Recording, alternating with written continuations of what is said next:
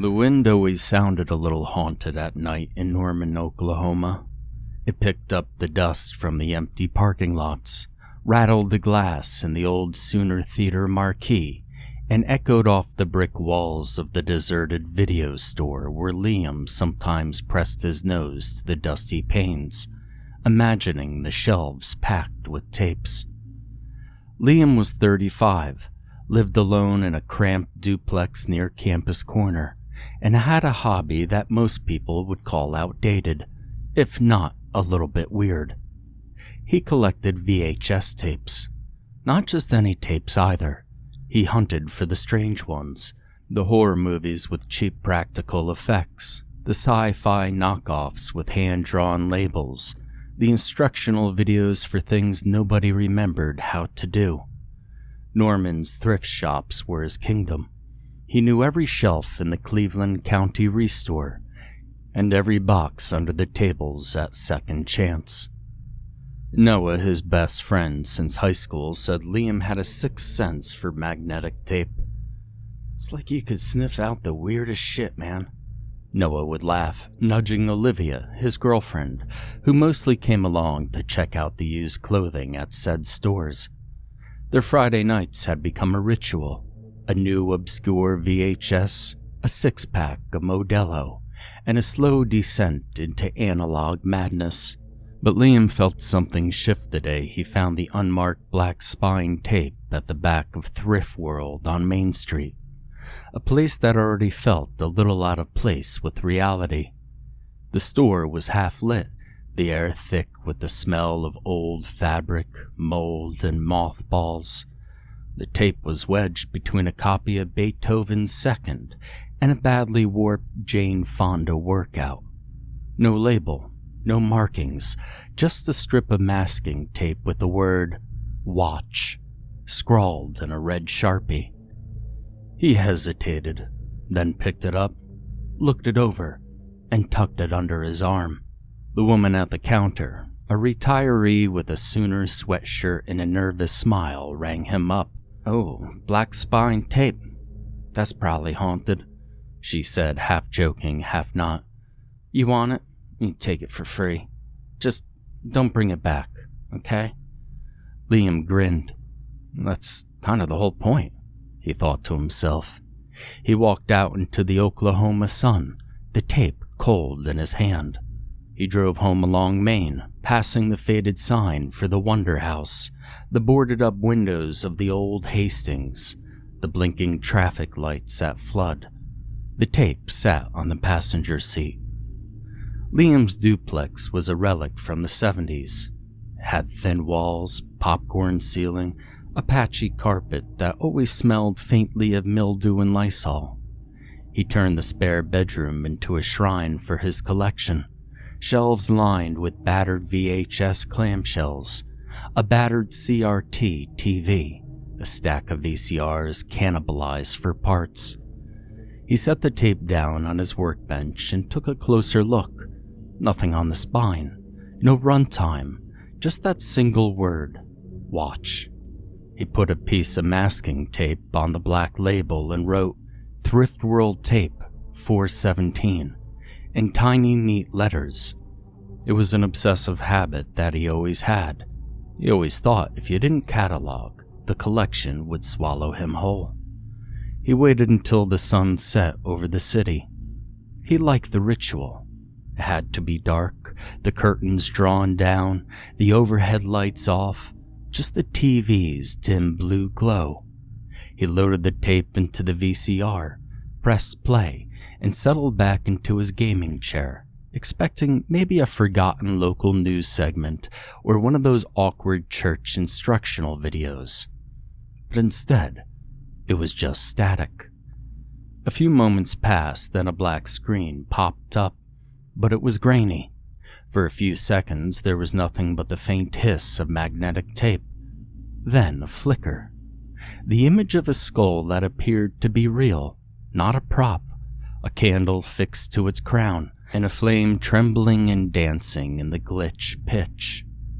The camera was close and the details were uncannily sharp. Wax pulled down the bone, smoke curling in the air. There was no sound except for the hum of the tape. There was a quick cut, a flash of something wet and red, a puddle spreading across a concrete floor. The camera jerked, unfocused, and then went back to the skull. The candle had burned lower. Liam leaned forward, squinting. He knew the look of amateur horror, the cheap rush of shock, but this felt off. The tape looked old, but the imagery was crisp, the kind of clarity he usually only saw in much newer formats.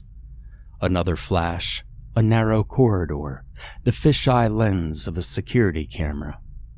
And something, or someone, stood just out of frame. The footage was silent except for the faint, staticky undertone. He stopped the tape after 5 minutes, nerves prickling, and he checked the label that he affixed again. Feeling dumb, he thought he could have written Thrift World Tape 417 in tiny neat letters, but the only thing written on the masking tape was the word watch. He turned off the TV and sat in the dark. He could hear the wind through the window unit, the faint hum of the fridge. And down the hall, the bathroom faucet dripped steadily, like a slow heartbeat. Liam tried to laugh it off. This was what he wanted, wasn't it? Something new, something that just hit differently. He left the tape in the VCR and went to bed, but the image of the skull wouldn't leave his mind. When he finally drifted off, he dreamed of a burning candle, wax running into an empty eye socket, and a shadow at the end of a long hallway. He woke up to the sharp scent of melted wax, strong enough to make his nose wrinkle. He stumbled into the kitchen, half expecting to find a candle burning on his table, but everything was normal. He checked the thermostat. 58 degrees. Colder than usual for April. He shrugged, chalked it up to a cold front, and went about his morning. First thing he did was to text Noah. "Hey, I found something weird last night." "Man, you always say that." "No, this one actually kind of freaked me out." "Movie night?" "Yeah, sure, bring Olivia." He tried not to think about the tape as he went to work, but the smell of wax seemed to follow him. At lunch, he drove out to Campus Corner, grabbed coffee at Grey Owl, tried to lose himself in the chatter of students and the distant thunder of skate wheels on cracked pavement. That night, as he unlocked his front door, he paused. There was a wet spot just inside, a dark smear on the carpet like something had leaked under the door. He knelt, touched it. It was cold and sticky, almost greasy. He sniffed his fingers. Not quite blood, not quite wax, not quite water, and then he wiped it away with a paper towel, confused at where it could have came from. He almost called Noah then, but stopped. It was just an old tape. It was a prank, maybe a weird art project that someone dumped at the thrift store. He made himself a sandwich, turned on the TV, and let the noise fill the house. But when he went to bed, he left the hall light on. The next morning, the puddle had returned, wider this time, seeping toward his room. He stared at it for a long time, the unease now a low thrum in his gut. He hadn't spilled anything. The water heater wasn't leaking. He pressed the paper towel to the edge, feeling how it stuck almost like syrup, but when he looked again, it had already started to soak into the carpet, leaving a faintish reddish stain. He showered, got dressed, and tried to shake it off. And at work, he barely made it through the day. His mind kept drifting back to the tape, the skull, the candle burning ever so lower. It was jumpier than usual. Every time his phone buzzed, he flinched. He checked the time constantly, as if the day was dragging slower than normal. Noah and Olivia arrived just after sunset that day. Noah brought some pizza. Olivia brought a bottle of wine.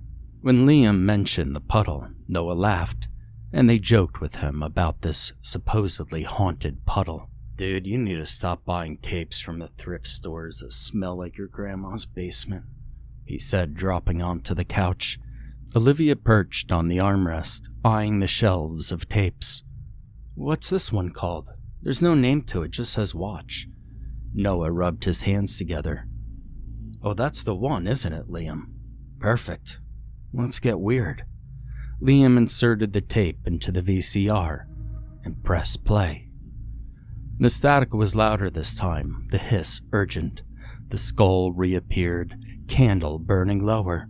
Olivia shifted uncomfortably. When the flash of blood appeared, she made a face. Is it real? She asked. It looks real. Noah squinted. Liam, you sure this ain't some weird art student thing? Liam shook his head. I've seen a lot of student films. This doesn't feel like it. They watched in silence as the image of the corridor flickered, the shape in the security cam frame a little clearer now. It was a hunched, wiry figure, its limbs long, head cocked at an unnatural angle. Then static, and then the skull popped up, its eyes seemed darker, and the candle was nearly gone. Noah cleared his throat. Okay, that's enough. I don't really want to see the ending of this thing. Olivia nodded. Me neither. That thing, I don't know, it's really creepy, Liam. Liam ejected the tape. The three of them sat in silence. The only sound was the refrigerator cycling in the next room. Noah tried to lighten the mood. All right, who wants some pizza? But Olivia kept glancing at the TV, as if expecting the tape to start playing by itself. They ate in the kitchen, but the conversation was stilted. Liam could feel the tension, a heaviness that hadn't been there before. And then later, after they'd left, he checked the carpet again. The puddle had spread, a thin trail leading down the hall toward his bedroom. He followed the trail, heart thumping, half expecting to find a busted pipe, or maybe a dead mouse, but it stopped right at the threshold of his room, just a faint, sticky smear ending at the door. He shivered. The air felt denser inside, like the room hadn't been opened for months. He flipped on the light switch, and everything looked normal. His unmade bed, laundry basket, stacks of tapes. The smell of wax was sharper, mingled now with a faint metallic tang. Liam knelt down and pressed his hand to the carpet. It was cold, but not wet. He stood up quickly, suddenly embarrassed by his own nerves. He left the light on and closed the door behind him. Now, Liam didn't sleep much that night. Every time he closed his eyes, he saw the skull's empty sockets and the candle flickering lower and lower. A banging suddenly woke him sometime after 3, a heavy, deliberate thud against the front door. He sat up, his heart was racing, and he listened. Another bang, and then silence. He waited there in the darkness, barely breathing. There was nothing. He crept to the living room, peered through the peephole of his door. The porch was empty. It was bathed in the sickly orange of the streetlight. He checked the locks twice. By morning, the puddle was gone. Only the faint discoloration remained. It was just a shadow in the carpet. He snapped the picture on his phone just in case. Liam called Noah as soon as he could. Did you hear anything weird last night, man? He tried to break the cycle the next morning by stepping outside and going into the thin sunlight. His duplex neighbor, Mrs. Wilcox, was working in her tiny flower bed next door, her knees stained with Oklahoma red dirt. Normally she'd wave, but as Liam approached, she kept her eyes on the ground. Hey, Mrs. Wilcox, did you hear anything weird last night, like banging or anything? He asked. His voice was bright. She shook her head, not looking up. I didn't hear anything, honey. You should get more sleep. You look worn out. Her hands trembled as she yanked on a weed, and she never met his eyes. Liam stood there a moment longer, feeling something strange in the air. He started to say more, but she turned her back, humming tunelessly to herself. That afternoon, desperate for a shred of normalcy, he stopped in at the Earth Cafe on Gray Street. He ordered coffee, tried to make small talk with the barista, an undergrad he recognized from the campus library. "Hey, I'm just curious, have you ever heard about haunted tapes?" Liam asked, forcing a laugh. The kid blinked, confused. "What, like The Ring or, I don't know, like Blair Witch or something like that?" No, not exactly. More like, I don't know, tapes that won't leave you alone." The barista shrugged. "Sorry, man. Hey, you want that to go?" Liam nodded, feeling the conversation slip away. He sat by the window watching the street and realized he couldn't remember the last time he'd seen anyone look directly at him. Liam tried to go to work but gave up by noon. Instead, he headed out driving aimlessly through Norman. He stopped at the duck pond, watched the geese drift in the wind. He wandered through the University of Oklahoma campus, letting the crowd swallow him up, trying to feel normal. He ducked into the guest room records, fumbled through the vinyl, chatted with the clerk about old Dario Argento soundtracks, but the sense of being watched never really faded. It was only when he got home, the sun dipping behind the water tower, that he saw the new stain. This time on the front step, a sticky red smear that looked much like blood. He scrubbed it away, heart pounding, and tried to convince himself it was just rust or someone spilled drink. But when he went inside, the TV was on, hissing static, the tape in the VCR half ejected. He hadn't touched it. No one else had a key. Liam sat on the edge of the couch, staring at the screen, a blue-white snow flickering in the dark. He pressed play. The candle on the skull was almost gone now, wax pooled in the sockets. The blood puddle was wider, a reflection shimmering in its surface. A face, maybe his own, twisted and stretched by the ripples. The camera cut to the corridor again. The hunched, wiry figure was closer now, almost at the lens. Its face was a blur. The static hissed louder. He thought he heard the voice, just beneath the noise, whispering something he couldn't quite make out. He shut the tape off, hands shaking.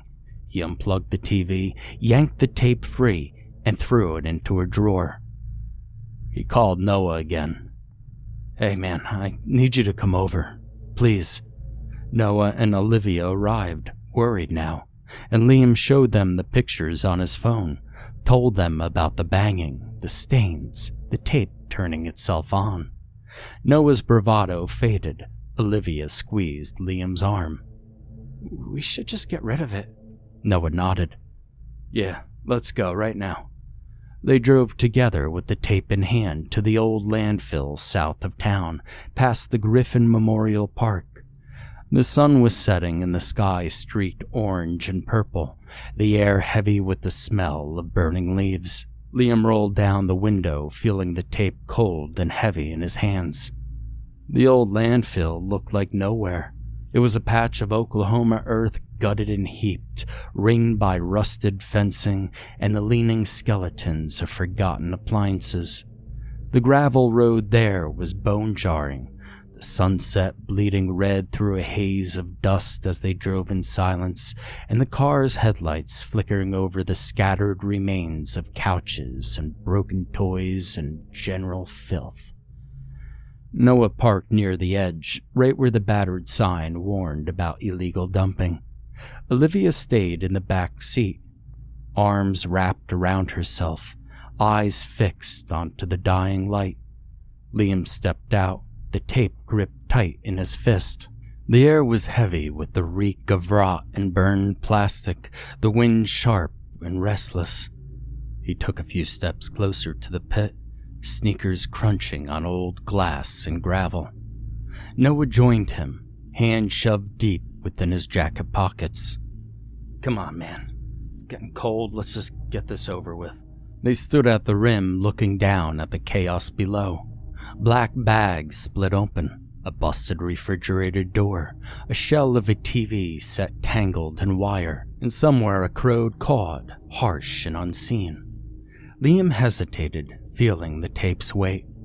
For a split second, some irrational part of him wanted to keep it, to explain it away, to catalog it like every other weird find. But he remembered the puddles and the smell and the banging at night. He thought of the candle burning lower, the eyes and the skull. He drew his arms back and hurled the tape as far as he could. It tumbled end over end, vanishing between piles of garbage and sodden leaves. Noah let out a shaky breath. "Done. Fuck it, dude. That's it. Let's go." Liam nodded, but his heart was still pounding. He stood there, listening to the wind and the distant highway. For a moment, he thought he saw movement at the edge of the trash heap. Something hunched over, wiry, almost human. But when he blinked, it was gone. They all got back into the car and Olivia looked at them. Her face was pale. "Let's go home." As they drove away, Liam glanced back one last time. The sky was almost pitch black now, and at the edge of the pit, lit by the last smear of sunset, a shape stood perfectly still, its head cocked. He didn't say anything to anyone. He just kept his eyes forward, his hands clenched in his lap, and tried not to think about the way the tape had felt so cold and heavy in his hands. The ride back was silent except for the sound of gravel popping under the tires. The sky outside had turned the color of bruised plums, the last orange dying behind the low dark trees that hemmed the highway. Nobody wanted to talk about what they'd seen at the edge of the landfill. Not even Noah, who usually cracked a joke to break the tension. Olivia just held Noah's hand in the back seat and watched the blurry shapes of telephone poles flicker past. Liam tried to convince himself it was over. They'd gotten rid of the tape. Whatever was wrong with it, bad juju, chemicals, some elaborate prank, well, it was gone now, lost in a sea of trash and rust. He kept repeating this to himself as they dropped him off at his duplex.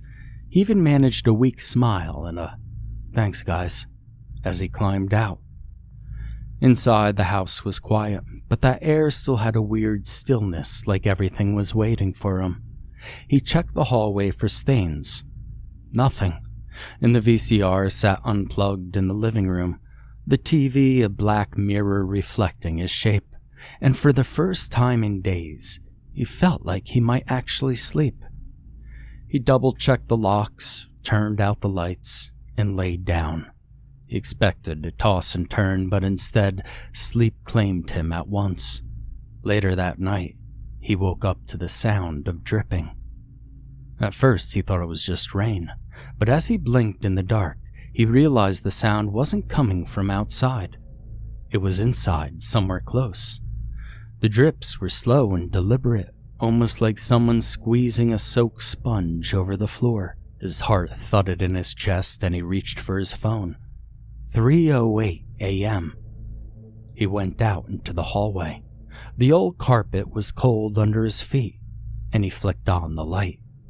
A trail of red, sticky droplets led from the front door straight to his bedroom. Liam froze. He stared at the line for a long time, his mind refusing to make sense of it. He pressed a trembling hand to the wall for balance. His phone buzzed in his pocket. A text from Noah. "Dude, why the hell did you put that tape back in my car? It's not funny." Liam felt a panic rise within him. He hadn't touched the tape since the landfill. They had all seen him throw it out into the garbage pit, and then he called Noah, a voice barely above a whisper. "I didn't do anything, man, I swear. You saw me throw it out there." On the other end, Noah sounded shaky. "It's sitting in the back seat of my car, Liam. It's wet. There's something on it like blood or wax." "Don't touch it," Liam said, his throat tight. There was a pause. "Well, Olivia's freaking out, so we're coming over." Liam hung up and stared at the pool again, feeling the old terror crawl back under his skin. He went to the front door, half expecting to see someone outside, but the porch was empty. The night was windless, but the streetlights were buzzing. A car pulled up fast, Noah's sedan, headlights cutting across the yard. Noah climbed out. Olivia was close behind them, and both of them pale and tense. Noah held the tape between two fingers, arms outstretched, as if it might bite him. "I swear to God that this thing was on the fucking seat, Liam. I almost ran off the road when I saw it," Noah said. His voice was rough. Olivia wouldn't even look at it. "It's sticky," she whispered, wiping her hands on her jeans. Liam took the tape. It was wet, just like before, but it was colder now, almost clammy. The label that read "Watch" looked smeared, the red Sharpie running as though it had been dipped in water. The three of them then stood in the driveway with the tape between them and the night pressing in close and silent. Noah shook his head with his eyes wide. "We threw it away. I agree with you with that, Liam." Noah shook his head with his eyes wide. "We threw it away, man. I mean, I'll agree with you, Liam, but how the hell did it end up back in my car?" Olivia's voice was barely audible. "It's like it doesn't want to be lost." Liam looked at his friends, then down at the tape. "Listen, it's just a VCR tape. I mean, there has to be some sort of rational explanation. It doesn't have legs, it can't move. I don't know why it's all wet and soppy, but it's here." And then somewhere, not far away, a slow, heavy banging echoed through the quiet. 3 knocks, deliberate and measured, coming from the direction of his house. Nobody moved. Liam swallowed hard, feeling the chill settle deep in his bones. The tape felt heavier in his hand, as if it had grown roots, anchoring itself to him. To all of them. The wind picked up and rattled the mailbox, and for a moment, Liam thought he saw a shadow move at the edge of the yard. He realized then, whatever this was, it wasn't finished with them. Not even close. They retreated inside and locked the door behind them, all 3 huddled in the living room, as if the walls could keep out whatever the tape had drawn in. Nobody wanted to hold it, so they set it on the coffee table, where it sat like a dead thing, glistening faintly in the overhead light.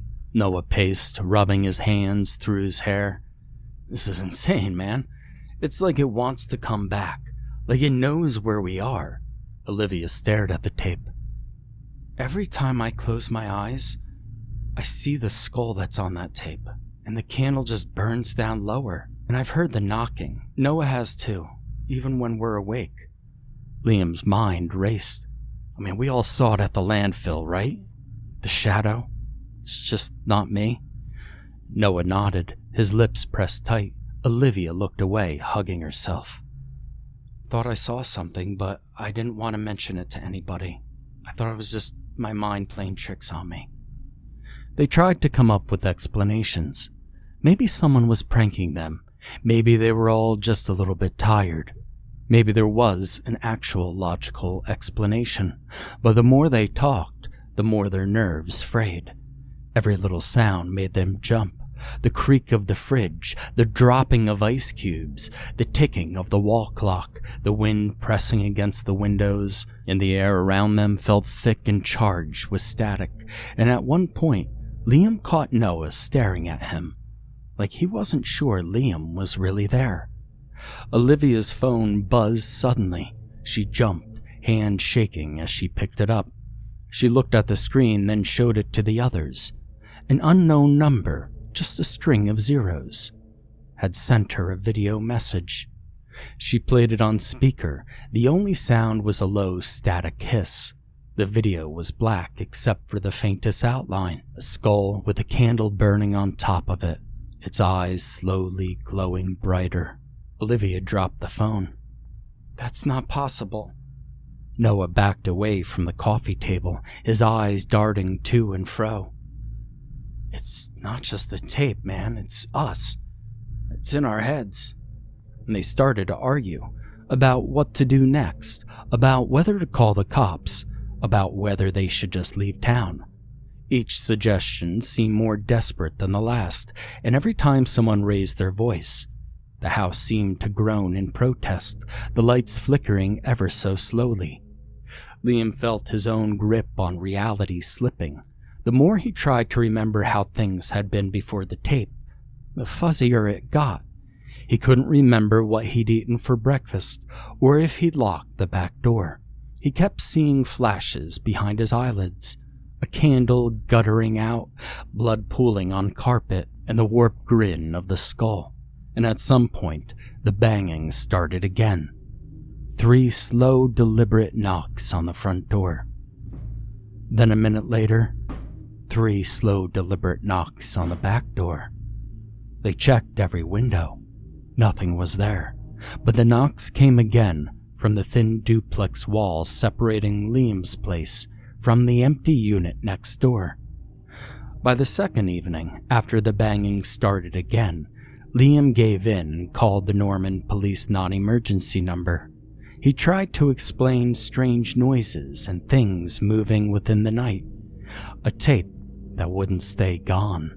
The dispatcher's voice was patient but tired.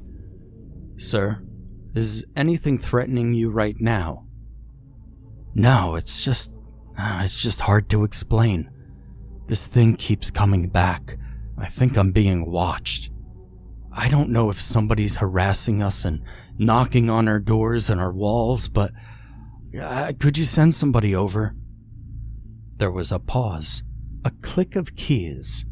"We'll send a patrol to drive by. Try to get some rest, okay? And do call us back if anything else does happen." But no one ever came. At midnight, Liam watched a cruiser roll past his window without slowing. He stood there long after it was gone. The silence pressed in from all sides, more alone than he'd ever been. Noah gripped Liam's arm, his voice low and terrified. "Liam, what if we're not supposed to get rid of it? What if it's just like part of us now? What if we watch that cursed fucking tape and it's doing something to our heads? Our brains are scrambled." Liam didn't have an answer. They all sat together on the floor with their backs against the couch, watching the tape on the table, as if it might grow legs and run away. The night stretched on, every minute an eternity, each of them afraid to be the first to speak, the first one to look away. When dawn finally broke, it didn't feel like relief. It felt like a warning, and by late afternoon the tension in the duplex was thick enough to choke on. Olivia dozed fitfully on the couch, wrapped in Liam's old OU blanket, but Noah couldn't sit still. He paced from window to window, peering out through the blinds, muttering to himself about cops, about curses, about leaving town.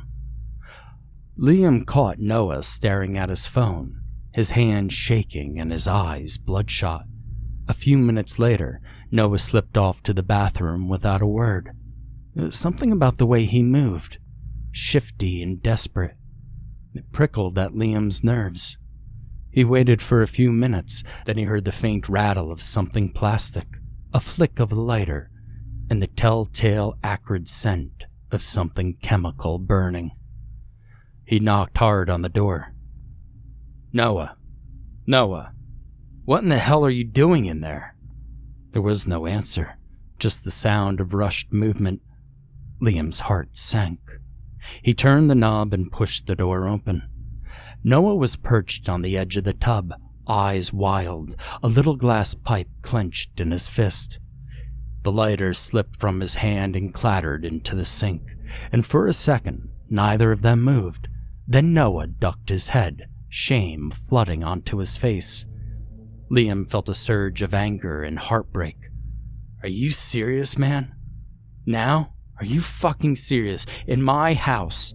Noah lowered his pipe, voice shaky. I just needed to take the edge off, dude. I can't sleep, I can't think, and every time I close my eyes, I see that thing. I feel like I'm crawling out of my goddamn skin. Liam grabbed the pipe and tossed it into the sink. Well, you think this is gonna help? You think this is gonna make it go away? Noah looked up, eyes rimmed red and haunted. I don't know, man. Nothing makes it go away. And for a long moment, none of them spoke. The silence stretched on, broken only by the sound of Olivia shifting in the living room and the far-off hum of a train somewhere. Liam put a hand on Noah's shoulder. Noah, come on, man. We've been friends for years. We have to stick together. If this thing wants to break us, that's how it'll do it. Noah nodded, but Liam could see the terror within his eyes, the kind that no substance could drown out. They both jumped up at the sound of 3 slow, heavy knocks echoing through the house, as if the tape itself was reminding them who was really in control. Noah didn't sleep that night. He paced the living room, muttering to himself, the whites of his eyes huge and glassy. He started talking to the corners of the room, sometimes apologizing, sometimes bargaining with things that nobody else could see.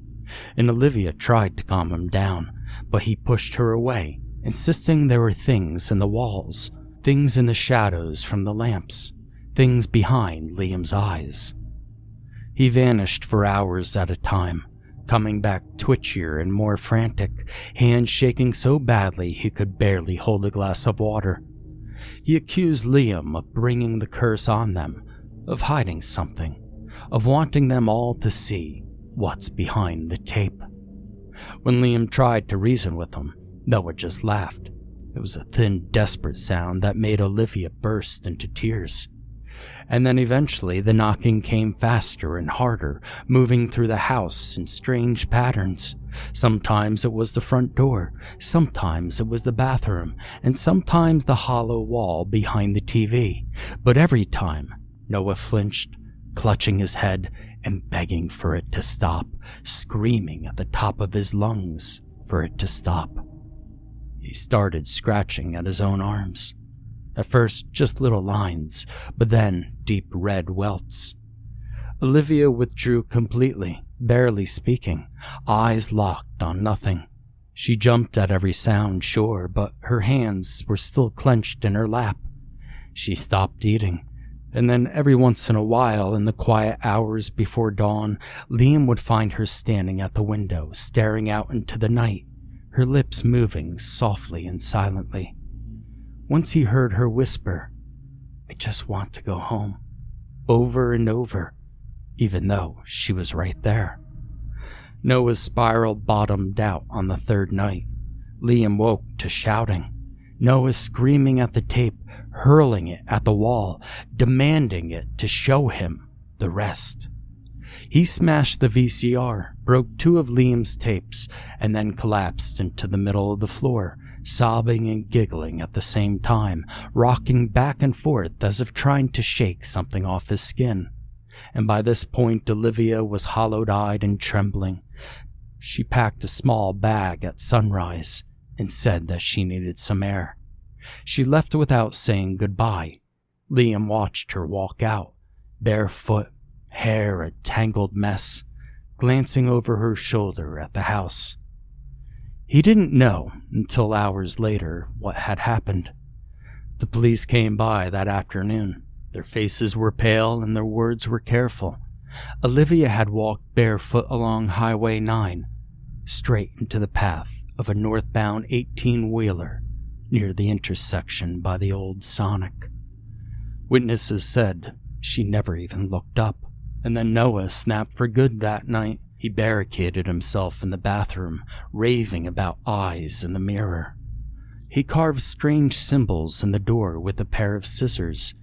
He smeared blood on the wood. Liam tried to talk him down, but Noah just laughed and told Liam that it was already inside of him, that it was burning all the way down. The entire house felt off. Every shadow was crawling and every surface was sticky with sweat and wax. The tape sat in the center of the living room, always wet, always cold. Liam stopped sleeping.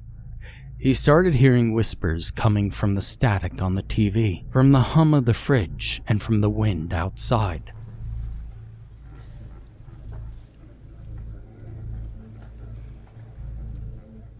And every once in a while he saw movement in the corner of his eye, a hunched, wiry shape, its head cocked, watching him with empty, glowing eyes. He tried to call his mom, but he forgot her number. He tried to leave the house, but every road led him back to his own street.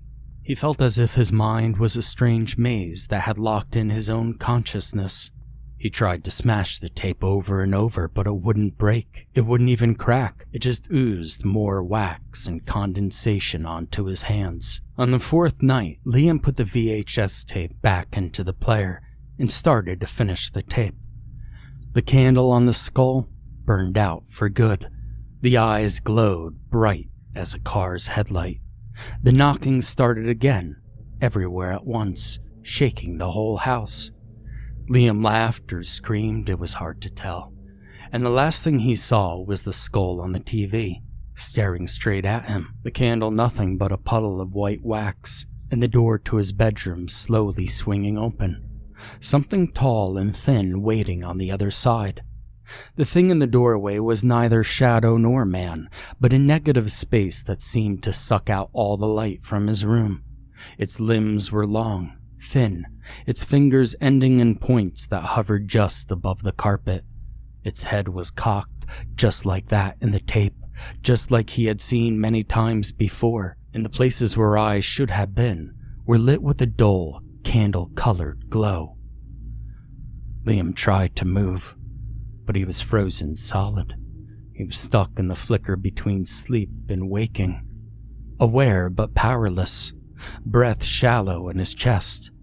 The knocking had stopped, replaced by the sound of a slow, wet drip coming from everywhere. The thing stepped forward, its movements jerky as if it forgot how to use its body.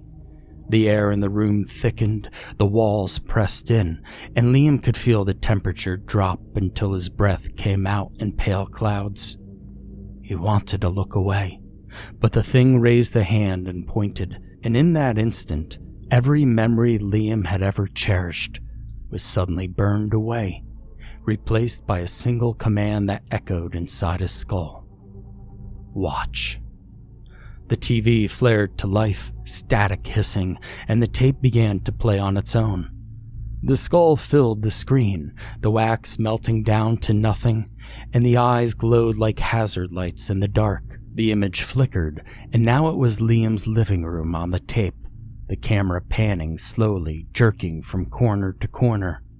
He saw himself slumped on the couch, his eyes wide, mouth opened in a silent terror. He realized distantly that the house was empty. Noah was gone. Olivia was gone. The only thing left was him and the tape, and the shape that now stood behind him, so close he could feel the cold anger radiating off its body. He then felt strong, ice-cold hands grip his shoulders. There was a rush of static throughout his mind, the world folding inside out. And then, darkness. When the police broke down the door the next day, they found the house empty except for a battered old TV, a broken VCR, and a single VHS tape sitting in the middle of the living room. The tape was covered in melted wax and blood, the word "watch" smeared and almost unreadable. Despite looking at all the security footage from Liam's duplex, the coming and goings of Noah, Olivia, Liam carrying the tape, strange sounds coming from their home, eyewitness accounts from Mrs. Wilcox, and Mrs. Wilcox telling the detectives about what she had heard from Liam's duplex, they never did find Liam or Noah. Later, the tape would disappear from the evidence locker at the police department, just like it had from the landfill. And sometimes there would be eyewitness accounts, late at night, about people claiming that they saw a hunched shape moving behind the windows of the old duplex near Campus Corner, and it would whisper to them from the darkness, "Watch."